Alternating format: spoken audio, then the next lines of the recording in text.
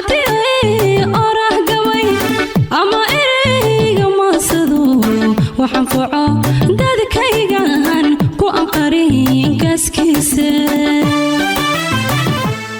kulanti wanaagsan dhagaystayaal kuna soo dhawaada barnaamijkeeni murtimaal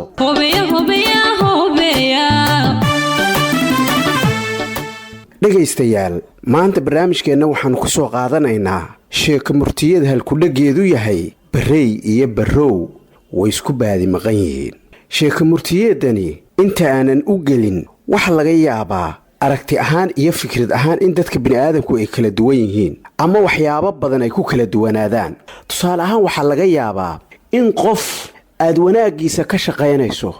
iyo horumarkiisa uu adiguna ka fakarayo ee dib u dhacaaga iyo xumaantaada waxaa laga yaabaa qof aad isleedahay wax u kordhi inuu isaguna ku fakarayo sidii uu markaa isaguna waxyaabo wax kuu dhimaya ama nolol ahaan si uu wax kuu wiiqaya isaguna inuu ku fakarayo iyadoo tiyo haddana aanay ahayn xumaan muuqato ay dadka waxyaabaha xumaanta ay u yaqaanaana laakiin ay tahay heerarka kala duwan ee bini'aadamka noloshooda ah waayo waxaa laga yaabaa qofku inaad isku heer ahayn oo aad kala heer duwantihiin markaa baahiyadiinnuna inay markaa kala duwanaadaan sheekada la yidhaahda barey iyo barow way isku baadi maqan yihiin waxay ahayd beribaa boqor wuxuu dhalay gabadha uu soo koriyey aad buu u jeclaa carruur oo dhanna iyada keligeed buu ka lahaa boqornimada waxa u weheliyey waxa uu lahaa hanti aad u badan hantidaa oo ay gabadhaa ku soo barbaartay wax alle iyo wixii ay doontana maxaa kuu macaan maxaa kuu khadhaadh maxaad doonaysaa uun su-aasheedii iyo nolosheedii iyo baahiyadeeda sidaa looga jawaabayay waxaa isla boqorkaa u shaqayn jiray isagana nin madiidin ama adeega u ah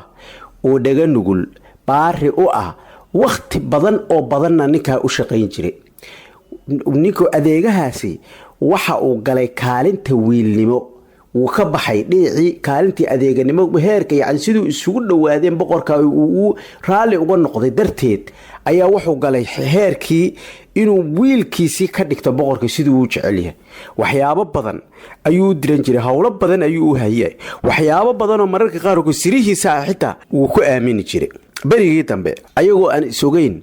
wiilka waxaa la oran jiray wiilkaa sidaa u wanaagsan waxaa la oran jiray barow gabadhaa boqorku sidaa uu jecelyahay isagu uu dhalayna waxaa la oran jirayana barey berigii dambe iyadoo noloshu sidaa farxaddaa isaga jirto ayaa waxaa dhacday in wiilkii uu ku yidhi boqorkii intuu goor galaba isagoo meel isaga casariyeynayo aanay ka qasnayn boqortooyadiisaa maaminaya fakaraya kolba siday howlihiisa yihiin wuxuu ku yidhi maanta muraad baan kaaga baahnaa markaasuu boqorkii intuu sidaa u eegay adeegihii wuxuu isagoo markaa niyadiisii dib ugu celiyay boqorkii in wax kastoo adeegaha uu u baahdaa uu u qaban karo ayuu dhoola cadeeyey wuxuu ku yidhi ii kaale caawa fiidkii ii kaale sidaasoo kale ayay ilantiina markii iyadana xoogaa la joogay in yar saacad kadib ayaa waxay ku tiri aabbo intay u timid aabbaheedoo labada dhaban ay ka dhunkatay ayaa waxay ku tiri aabbo aniguna waxaan kaaga baahanahay muraad baan kaalaya maanta aan doonayo aabbo oon kaa baryayaa inaad ii samayso iyadiina intuu aad iyo aad u marxabeeyey waa inantiisii keliga ahayd uu jeclaayee ayuu wuxuu ku yidhi aabbe waan kuu samaynayaaye ii kaale markaan hadhow aan cishaha tukado ayaad ii sheegi doontaa labadoodiiba nin walba muraadkii uu lahaa ismana oga labadooda mid walba gaarkiisu u wataayoo dan buu isleeyahay aad noloshaada wax ku kordhisid iyo horumarkaaga wiilkii baa markaa boqorkii ku hormaray adeegaha ahaa ayaa boqorkii ku hormaro wuxuu ku yidhi muraadka boqorow aan kuu leeyahay waxa weeye anigoo aad og tahay inaan wiilkaagiioo kala ahay intaa oo sanana aan kuu soo qadimayo kuu soo adeegayo kuu madiidin kuu ahaa wax alle iyo wixii nolosha aan u baahnaana runtii aad siisay aniguna in badan runtii aan kuu soo dhabar adeegeen kuu adeegay maanta waxaan kaa doonayaa waxa weeyaan inaad inantaada barey aad igu dartoon guursado ood aqal noo samayso oo aan noloshaydii dee aan horumariyo maadaama wiil kale aadan maanta aniga aan ahayn aadan lahayn markaasoo madaxa intuu boqorkii saa u gundhiyey oo uu qoslay ayuu yidhi waayahay waa arrin wanaagsan weye waad og tahay gabdhuhuna waxaa weyaan in iyaga horta baltalada la weydiiyo oo lala tashaday horta ku habboon tahay laakiin anigu wax walba waad iga istaahishaaye bal jawaab yaad iigu iman doontaa aan ka soo fakaro waay iyadana aan la soo tashado. sidaasoo kale markii fiidkii la gaaray sidoo kale waxaa inantiiba u timi boqorkii aabaheed weeyaan intay si wanaagsan cashadii iyo ay ula cunto u keento ay u sheekaysteen ayaa waxay tiri aabow haddaan fursad haystaaye muraadka aan kaa leeyahay waxa weeyaan aabe macaane waad ogta inantaadii keliyaan ahay waad ogta wax alle iyo waxaan weligaa kaa codsado waad isiin jirtay aabbo waxaan kaa rabaabay tiri barrow ninka la yidhaahdo adeegaheenna madiidinkeenna ah inaad ii siisoon iibsado suuqa intaan geeyo oon lacagta aan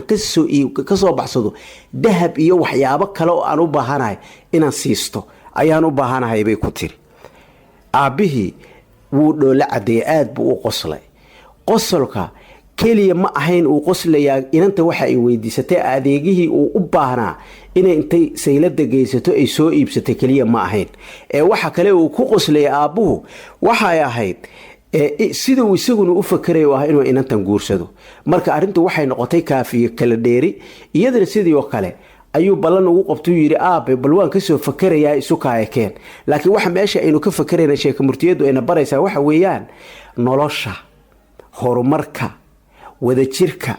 wada noolaashaha, wax alle iyo wixii dadka bulsho meel ku wada noolay wax u ah oo qiime u leh haddaan isku daaqad ama isku aragti ama isku tilmaan ama isku dareen haddaan laga lahayn waxay noqonaysaa sida gabadhaasoo kale iyo wiilka